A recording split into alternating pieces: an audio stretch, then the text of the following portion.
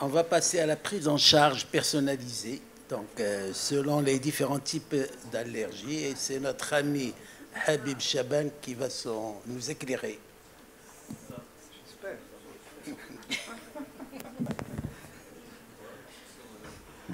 Merci beaucoup, Monsieur le Président, parce que ça va être difficile de vous éclairer avec un écran qui ne marche pas. Non, il va marcher parce qu'on passe à l'ancienne technologie. Ah, bah c'est bien. Voilà. Il n'y a rien de mieux. Hein. Y a rien de mieux. Bon, bah, moi, je vous ramène un peu... Je vous ramène aux patients, je vous ramène à nos cabinets.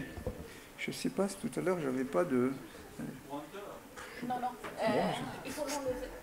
C'est pas grave. Allez, c'est parti. Prise en charge personnalité selon les différents types d'allergies. Hein, c'est le titre que m'avait proposé Younes et que j'ai gardé. Et Madame Chakir vient de nous parler de phénotypes, d'endotypes. On va essayer de voir notre pratique par rapport à cela. Où est-ce que nous sommes? Bien entendu, je n'ai pas de lien d'intérêt avec cette présentation. Qu'est-ce qu'un type d'allergie? C'est la question que je me suis posée en préparant cette présentation. Nous, comment on travaille? Comment on classe nos patients?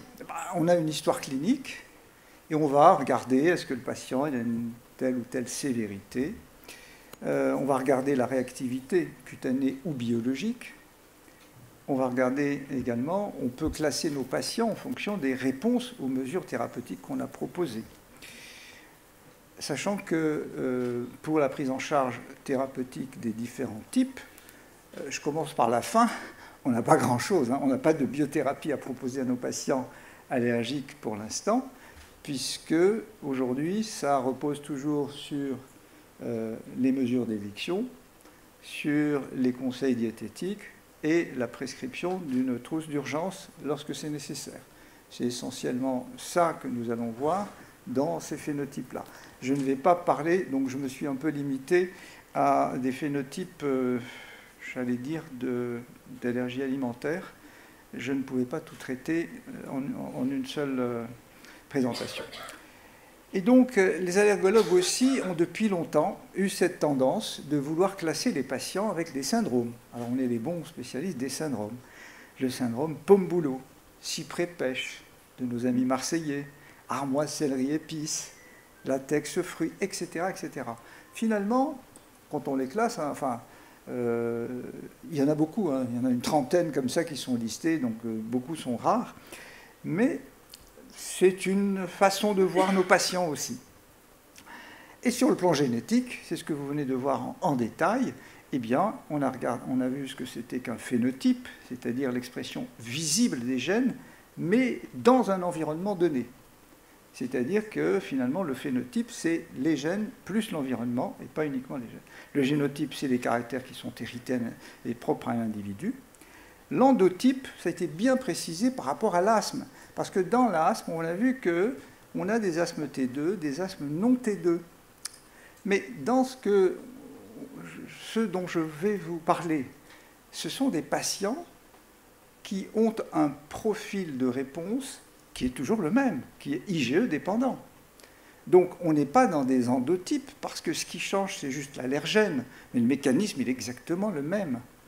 Donc je ne vais peut-être pas vous parler d'endotypes, à mon sens, ou du moins ce que j'ai compris, on en rediscutera tout à l'heure avec Mme Chakir, mais je pense que ce sont des phénotypes, tout simplement, et pour ne pas me mouiller, alors j'ai parlé de profil de réponse. J'ai fait le normand. Alors, je commencerai surtout par redéfinir notre vocabulaire, parce qu'il y a beaucoup d'excès dans nos vocabulaires.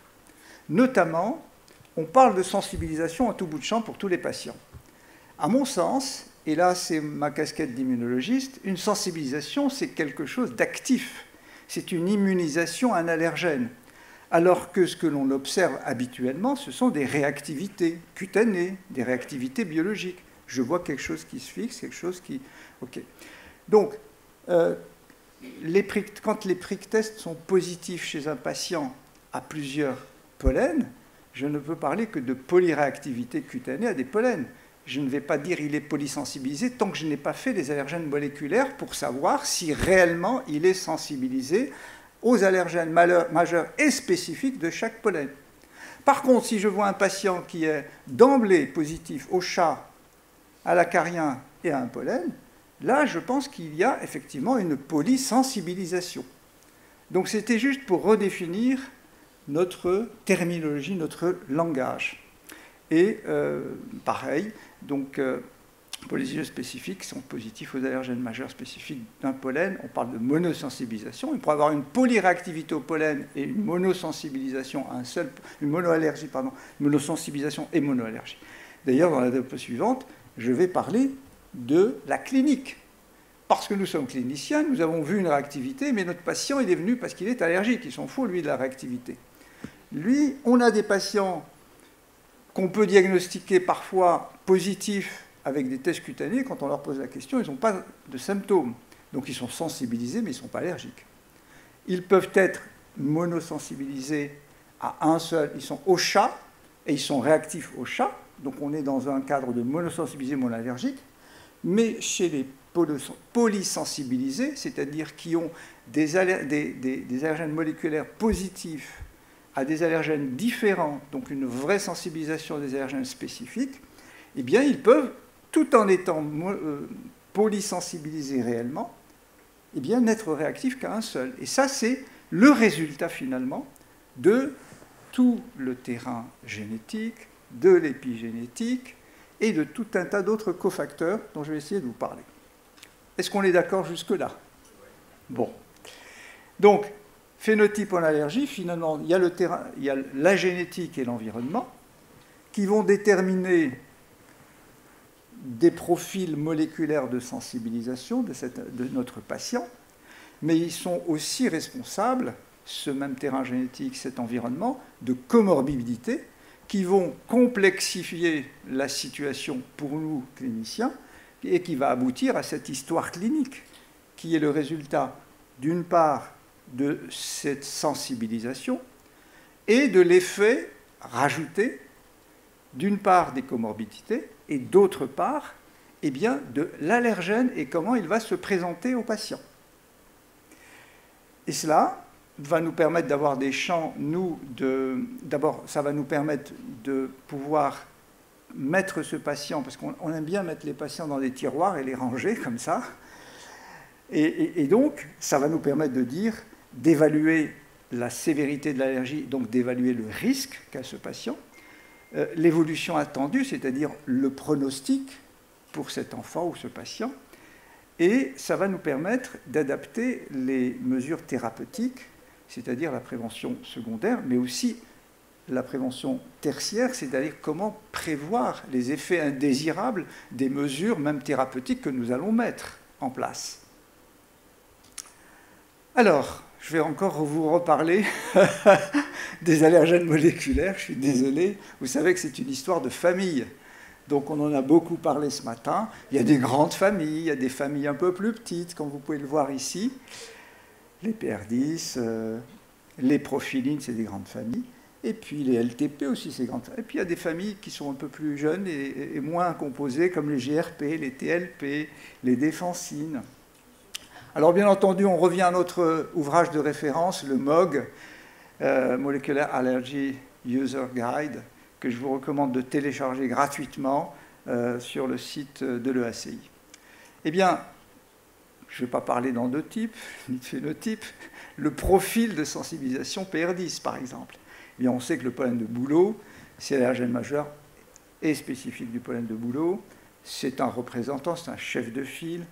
Et lorsqu'on est sensibilisé aux bétulacées, on va se sensibiliser au BET-V1. Et donc on peut avoir des réactivités à des aliments qui expriment une PR10. Ce sont des allergènes qui sont thermostables. Ça peut être responsable de syndrome allergie pollen-aliment, dont nous a bien parlé ce matin Caroline Klenschbill. Et cette sensibilisation, ce profil de sensibilisation PR10, il donne le plus souvent des symptômes qui sont bénins, mais attention, il peut aussi, et je vous montrerai un petit exemple tout à l'heure, des cas d'anaphylaxie. Alors, on connaît bien les réactions croisées pollen-aliment, pour les avoir bien détaillées ce matin avec Caroline. Et bien entendu, ça, c'est quand on devient sensibilisé au pollen de bouleau, on peut réagir à maldéen, on peut réagir à la noisette, on peut réagir à l'arachide, à la carotte. Et plus ça, en fait, plus c'est rare, c'est parce que le pourcentage de reconnaissance est faible et le pourcentage d'homologie entre le BET-V1 et la PR10 de l'aliment est faible. Voici d'autres, avec beaucoup d'autres images, d'autres fruits qui croisent avec le pollen de bouleau. Ce n'est pas que les rosacées qui croisent, bien entendu. On peut avoir la famille des corylacées, la noisette et l'amande, mais qui sont aussi rattachés au premier. Et puis on peut avoir des actinidiacées, on peut avoir des solanacées, on peut avoir même des apiacées comme la carotte. Qu'est-ce qui fait la gravité de la réaction clinique? Et tout à l'heure, je vous avais dit, pour être allergique, il y a un patient et il y a aussi l'allergène. Et bien entendu, après, il y a tout le reste, c'est-à-dire les comorbidités, les cofacteurs qui peuvent se rajouter. Et donc, lorsque on se sensibilise avec un profil PR10, l'allergène qui est en cause, c'est un allergène qui est labile, et on sait très bien, vous avez tous maintenant, vous connaissez tous, l'histoire qu'il vaut mieux éviter donc de manger des noisettes crues. Par contre, on peut manger le Nutella, par exemple, ici, parce que l'allergène PR10 de la noisette est détruit par la cuisson, puisque c'est chauffé à 120 degrés. Alors que les patients qui, eux, ont une sensibilité à d'autres allergènes, comme les LTP ou comme les protéines de stockage, eh bien ceux-là, ce sont des allergènes thermostables qui résistent au pH, qui résistent à la digestion, eh bien ils donnent des réactions beaucoup plus sévères en cas d'ingestion. Et donc ceux-là ne pourront pas manger non seulement le fruit cru, mais également le fruit cuit ou l'aliment cuit. Pourquoi cette fragilité? Parce qu'il y a une rupture des ponts disulfures et un dépliement de la PR10. Lorsqu'on la chauffe à partir de 90 degrés, eh bien, elle va se déplier, elle n'est plus IgE réactive. C'est pour ça que moi j'aime bien parler d'IgE réactivité, de ce que l'on voit. Donc, ça je vous l'avais déjà montré. Et donc si je dois parler de profil d'allergie, par exemple, à ce fruit qu'est la noisette, qui contient une PR10, mais pas que, puisque ça contient aussi d'une LTP, des protéines de stockage, etc., eh bien on peut avoir un profil de sensibilisation dès l'enfance. C'est ce qui se passe chez le petit qui va faire une réaction en mangeant la première fois des aliments ou des gâteaux contenant de la noisette. Et là, la sensibilisation, elle est de type 1, nous l'a montré ce matin Caroline, c'est-à-dire probablement, on pense que c'est comme pour le lait, comme pour l'œuf, c'est une sensibilisation qui active directement, c'est un mécanisme de sensibilisation direct à l'aliment. Et chez l'enfant, le grand enfant ou chez l'adulte, on va avoir des mécanismes de sensibilisation et de réaction à la noisette qui vont être différents. Il ne va pas y avoir de sensibilisation directe à la noisette, mais ça va être surtout par le biais de réactions croisées, avec par exemple le pollen de bouleau, et on va avoir le profil que je vous ai montré tout à l'heure, avec une réaction SAPA-PR10, mais ça peut être aussi chez quelqu'un qui s'est sensibilisé au LTP parce qu'il fume du cannabis, et il devient sensible au LTP, et il va réagir à la noisette par ce biais-là. Donc, chez l'adulte, ce n'est pas une sensibilisation directe aux fruits, mais souvent c'est une sensibilisation qui passe par une rupture de tolérance liée à une sensibilisation à un autre allergène.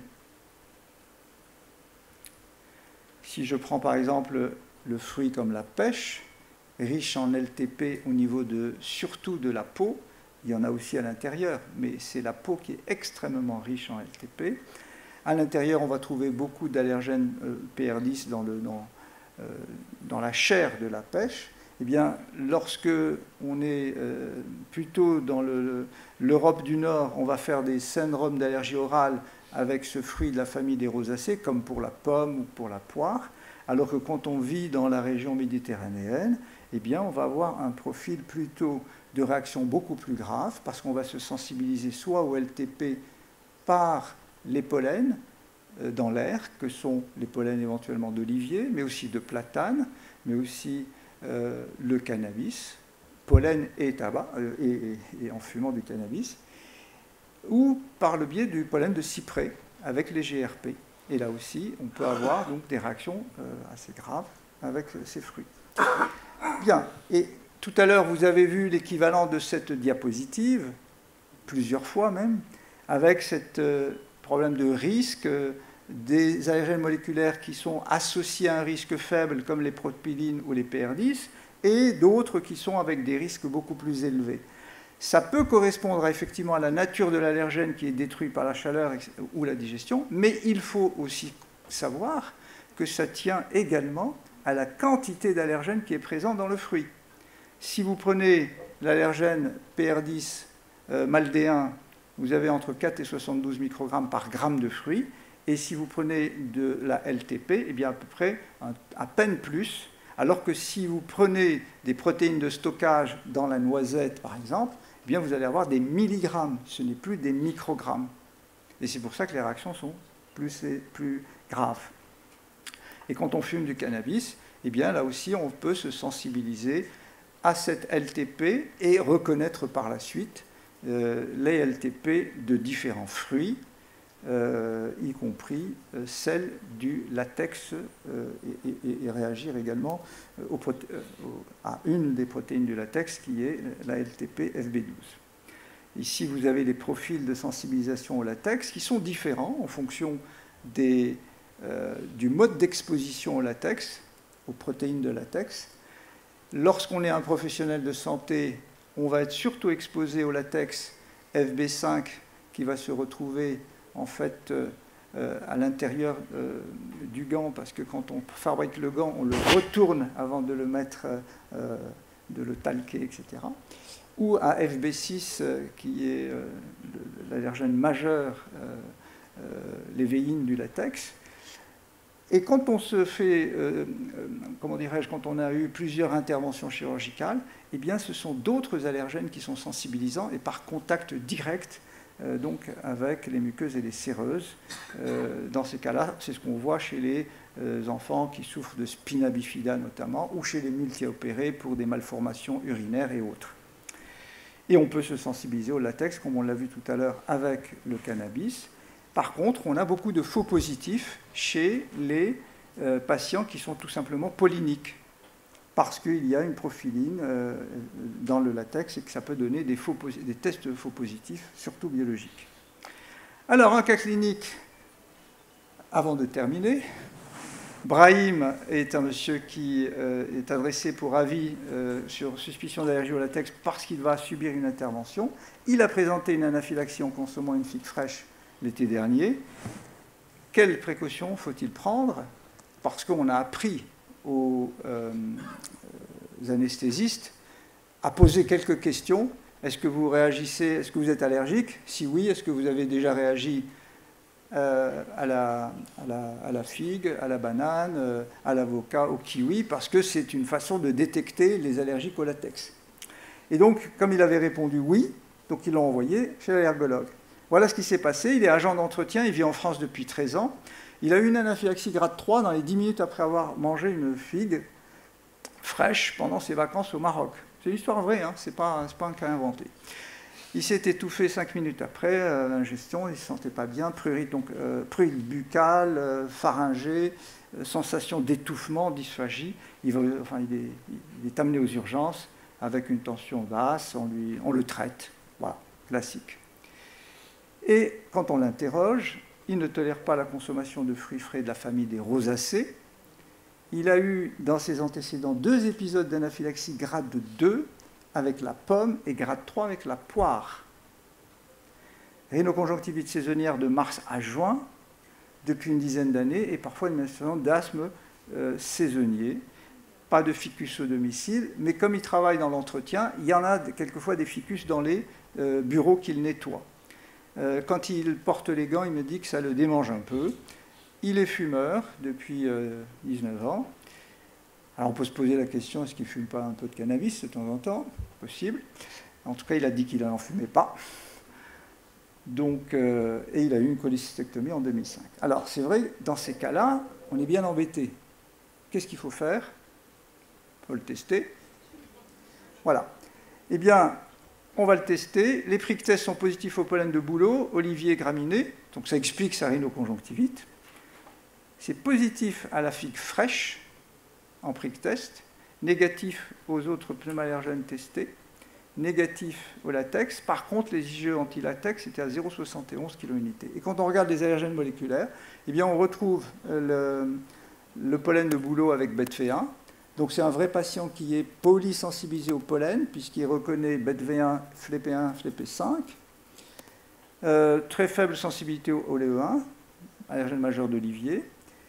TRUP3 est négatif, donc pas de profil LTP chez ce patient. L'allergène majeur du latex est négatif, et la chitinase FB11 est négative, celle qui peut croiser aussi avec les fruits est négative. Et en fait, allergie croisée bouleau-figue, je ne sais pas si vous connaissez cette association, bouleau-figue, et ça peut être grave. C'est rare, mais ça peut être grave. Et ça a été élucidé que on peut retrouver ça dans un article de MR, qui date un peu, où il a montré que dans la figue, mais aussi dans la mûre, qui est un arbre de la famille des moracées, il y a un équivalent, il y a une PR10, il l'a montré avec des sérums animaux, avec des IgE, etc., en faisant des tests d'inhibition.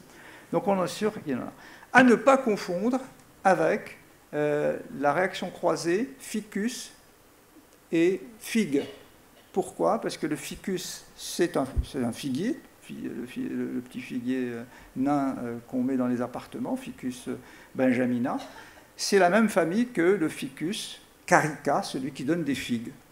Donc il y a cette possibilité de réagir par ce biais-là, mais là c'est un patient qui a fait tout simplement une réaction grave. Donc c'est un profil PR10 avec une réaction grave à la figue.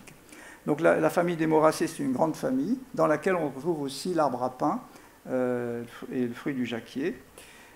Et je terminerai sur cette diapo avec les réactions croisées cyprès-fruits, puisque ce profil-là est un profil que vous devez connaître, qu'on connaît de mieux en mieux aujourd'hui, grâce à nos amis marseillais et d'autres, Pascal Poncet notamment, à qui je dois cette diapositive. Donc cette gibérelline, cette protéine régulée par les gibérellines, elle se trouve dans la famille des cupressacées, donc cyprès genévrier, et on retrouve un allergène homologue dans la pêche, en grande quantité, c'est pour ça qu'on l'a découvert au début dans la pêche, puis ensuite on l'a découvert dans d'autres fruits, dans la grenade, dans l'orange, dans la cerise, et on en trouve aussi dans d'autres fruits, notamment dans le raisin, puisque j'ai un cas avec le vin. Donc, en conclusion, les profils de sensibilisation moléculaire sont utiles pour nous, à mon sens, pour définir, interpréter les polyréactivités cutanéo-biologiques, expliquer les réactions croisées, recommander les bonnes mesures d'éviction, prescrire ou pas la trousse d'urgence adaptée et mieux gérer, dans d'autres cas, les réintroductions d'aliments. Voici ce que je peux vous dire sur cette prise en charge personnalisée en fonction ce qu'on appelait profil ou type, mais que j'appellerais tout simplement phénotype ou profil pour être plus précis. Voilà, merci pour votre attention. Merci Habib, c'était très intéressant. Vous n'avez pas testé la banane chez Brahim? A priori, il ne se plaignait pas, enfin, il n'avait pas de symptômes en consommant de la banane. Ils l'ont consommé, il n'avait pas de soucis particuliers. D'accord. Bon. L'intuition. Alors moi je pars du principe que quand un patient me dit « Est-ce que docteur vous allez me faire des tests aux aliments ?» Je dis tout de suite, tout ce que vous mangez, que vous tolérez, je ne teste pas. Ça évite les soucis. Pour trouver quelque chose de positif, après ils abandonnent de manger. C'est très compliqué. Vous avez des questions dans la salle? C'est Alaoui. Oui. Oui. Alors, ce monsieur, je pense qu'il n'a pas de... a priori... alors, la réponse qui a été faite, c'est qu'il n'avait pas de risque prévisible puisqu'il n'était pas sensibilisé aux allergènes connus étant responsables d'anaphylaxie. Il n'y avait pas de profil LTP, il n'y avait pas de réaction à l'allergène majeur, l'évéine, ni aux chitinases qui contiennent également une évéine à l'intérieur. Après, il était probablement sensibilisé à des allergènes mineurs. D'accord ? Par contre, malgré le courrier, etc., l'anesthésiste, il a préféré faire un bloc sans latex. Ça, c'est sa responsabilité. Il se dit, bon, ben voilà, la confiance... Moi, je ferais pareil. Hein, tu ferais pareil. Oui, oui. Voilà. Et c'est ce qu'il a eu. Alors qu'on lui a dit qu'il n'y avait pas de risque prévisible. Ou bien prendre les gants sans latex. Pardon ? Il prend les gants sans latex. Bah, il l'a opéré dans un bloc latex free. Parce qu'il a dit, moi, je ne veux pas prendre de risque. Merci. D'autres questions? Oui, au fond. Docteur Samy. Alors.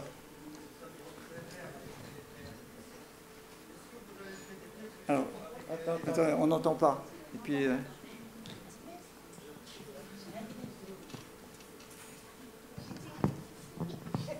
Oui, donc je dis qu'on ne voit pas beaucoup de syndromes sévères, des réactions sévères avec les PR10. Est-ce que vous avez fait des TPO avec la figue cuite? Par exemple, la confiture cuite, est-ce qu'il peut la manger, ce monsieur? Est-ce que vous avez fait des TPO pour ce patient? Avec la figue? Oui, avec la figue. Non. Personnellement, je... Pour voir s'il supporte... Est-ce que c'est... Alors... D'abord, je ne lui ai pas proposé, parce que la question pour laquelle il était venu, c'était savoir s'il pouvait se faire opérer ou pas. Donc, c'était la question du latex.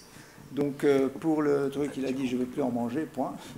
Mais pour connaître le mécanisme, effectivement, ça aurait été intéressant de le faire, parce que ça aurait été une façon de montrer si oui ou non il était sensibilisé à un allergène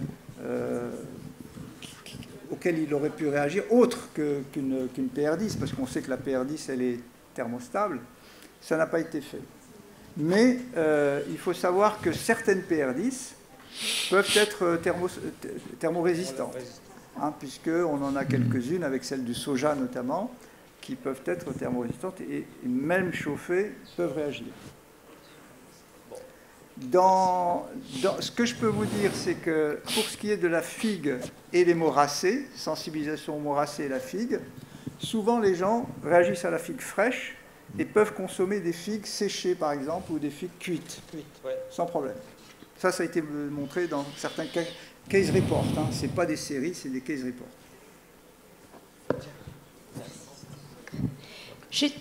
Bonjour Habib, merci beaucoup, c'est toujours un plaisir de t'écouter. J'avais une petite question, on sort un petit peu peut-être du thème là.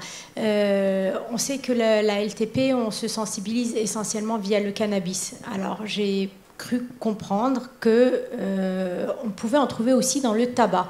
Est-ce que c'est une notion que tu as ou est-ce que je suis à côté? Tout à fait, non, c'est vrai, c'est tout à fait vrai. Pas à côté. Puisque c'est un produit végétal. En fait, ce qu'il faut savoir, c'est que quand on prend une PR10, quand on prend une LTP, quand on prend n'importe quel allergène moléculaire, il est plus ou moins exprimé dans un aliment ou dans un fruit, etc.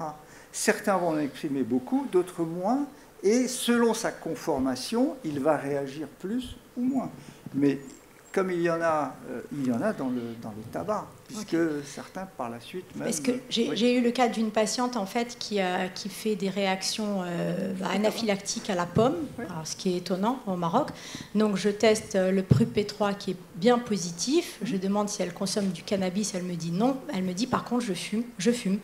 Et donc, donc j'ai supposé que cette allergie, cette anaphylaxie était via sa consommation de tabac. C'est possible, oui. Mais juste pour vous dire, pour répondre également à monsieur, que c'est rare, c'est vrai que c'est rare. C'est rare, oui. Mais j'en ai déjà vu. Alors jusqu'au jour où peut-être on décrira un autre allergène qu'on ne connaît pas.